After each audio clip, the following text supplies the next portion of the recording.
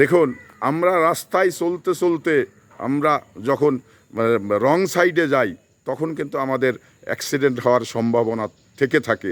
তো এই জন্যেই আমরা সচেতনভাবে আমাদের সাইড মতো আমরা চলে যাব, হেঁটে যাব।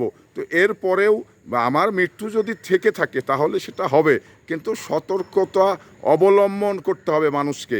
এই সতর্কতা অবলম্বন না করলে আমরা চলতে পারবো না। অনেক সময় যখন আমরা হোন্ডা বা বাইক নিয়ে যাই তখন কিন্তু শহরের ভিতরে যে সিগনাল, এটা কিন্তু আমরা অনেকেই গ্রামের মানুষ হিসাবে এই সিগনালগুলো ফলো করতে পারিনি। তো এই সিগনালগুলো ফলো করা আমাদের জন্য জরুরি, এবং সময়ের চেয়ে জীবনের মূল্য অনেক।